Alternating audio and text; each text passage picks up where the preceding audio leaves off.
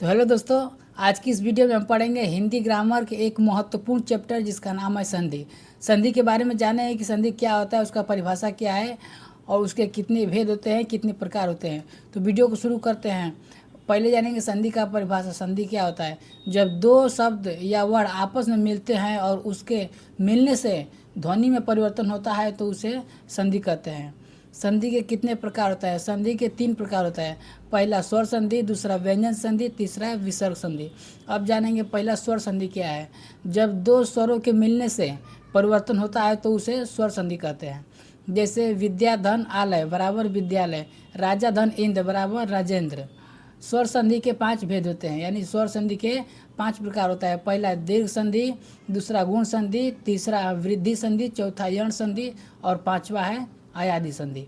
अब जानेंगे पहला कि दीर्घ संधि क्या होता है। जब दो समान स्वर मिलकर दीर्घ बन जाते हैं तो उसे दीर्घ संधि कहते हैं। जैसे अ धन अ बराबर आ, ई धन ई बराबर ई, उ धन उ बराबर उ। उदाहरण देखें तो राम धन अवतार बराबर रामावतार, गिरी धन ईश बराबर गिरीश, सुधन उक्ति बराबर सुक्ति।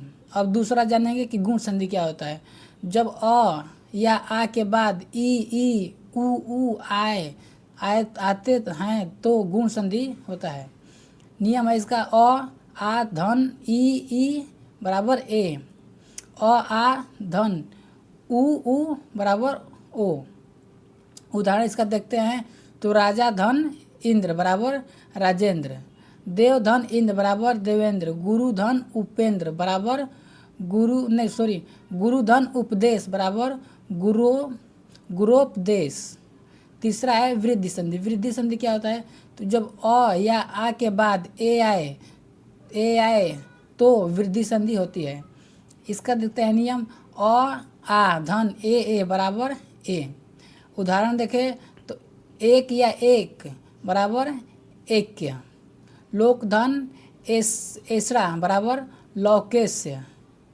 चौथा देखते हैं यण संधि। यण संधि क्या होता है? तो जब ई उ ऋषि के बाद स्वर आए तो ये व र में बदल जाता है।